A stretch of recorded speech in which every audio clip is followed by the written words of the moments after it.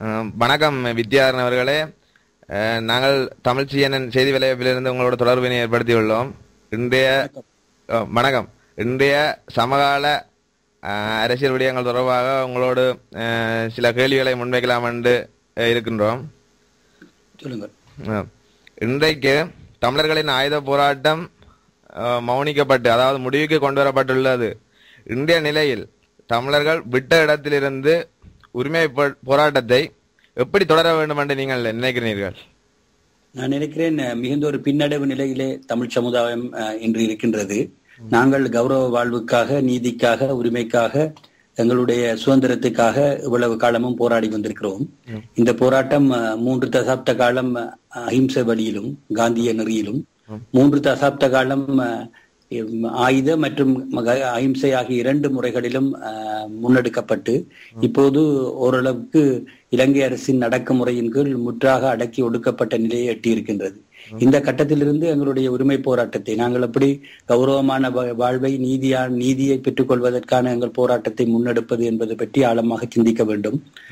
களத்திலே இருக்கின்ற, தாயகத்திலே இருக்கின்ற சக்திகள், ஜனநாயக சக்திகள் தங்களுக்குள் ஒன்றுபட்டு செயற்பட வேண்டியது ஒரு முக்கியமான விடயம்.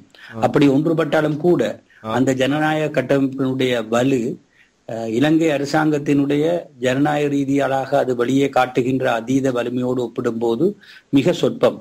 அந்த எங்களுடைய அந்த ஜனநாயக வலிமையை வைத்துக் கொண்டு நாங்கள் போராடுவது அல்லது எங்களுடைய உரிமைக்கான போராட்டத்தை நோக்கி நாங்கள் நகர்வது என்பது மிக நெருக்கடியாக இருக்கும். இந்த காலகட்டத்திலே இன்னும் கொஞ்சம் பலத்தை நாங்கள் சேர்த்துக் கொள்ள வேண்டும். அது ஒன்றுதான் எங்களுக்கு மிச்சமாக இருக்கின்ற வலிமை என்று நினைக்கின்றேன். அது புலம்பெயர் தேசத்தில் இருக்கின்ற எங்களுடைய உறவுகளின் வலிமை. இந்த உறவுகள் ஐக்கியப்பட்டு களத்தில் இருக்கின்ற ஜனநாயக உறவுகளோடு சேர்ந்து ஐக்கியப்பட்டு தங்களுடைய திட்டங்களை முன்னெடுக்கும் போது அது ஒரு செயல்திறன் மிக்கதாக மாறும் என்று நான் நினைக்கிறேன். இன்றைய நிலையிலே களத்தில் இருக்கின்ற, தாயகத்தில் இருக்கின்ற ஜனநாயக சக்திகள் ஒரு துறையிலும், புலத்தில் இருக்கின்ற எங்களுடைய உறவுகள் இன்னொரு வழியிலும் செல்வதாக எனக்கு படுகின்றது. நாங்கள் ஐக்கியப்பட்டு செயற்பட வேண்டிய ஒரு காலம் இருக்கின்றது.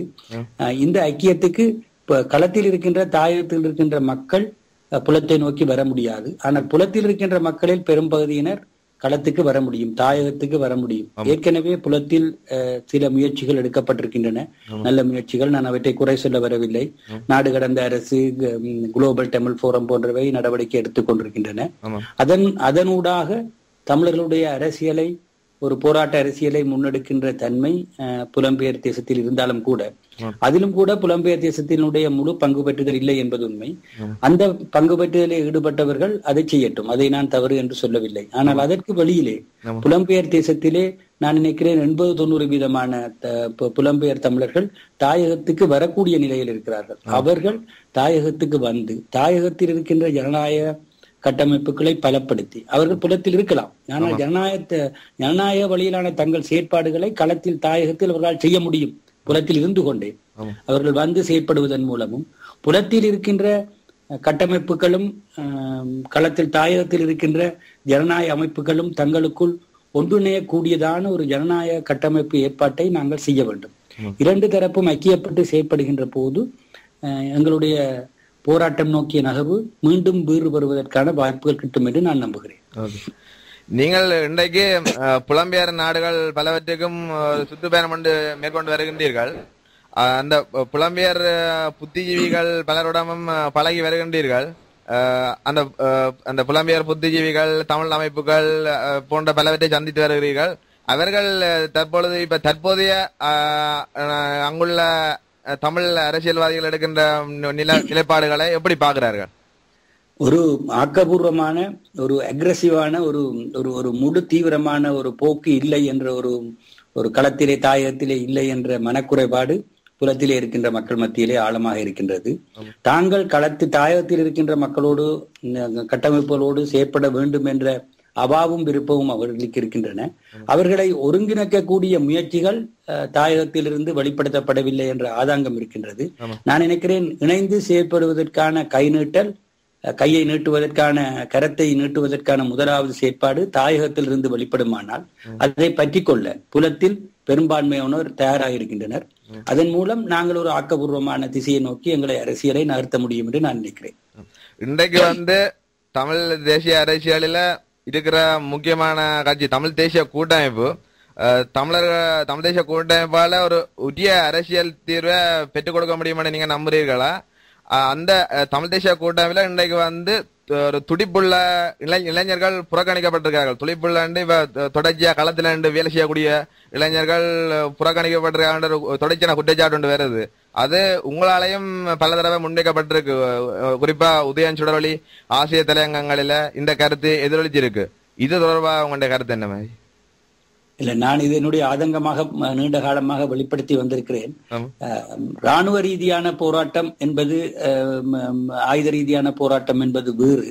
அரசியல் ரீதியாக ஜனநாயக வழியில் நடத்தப்படுகின்ற போராட்டம் என்பது வேறு.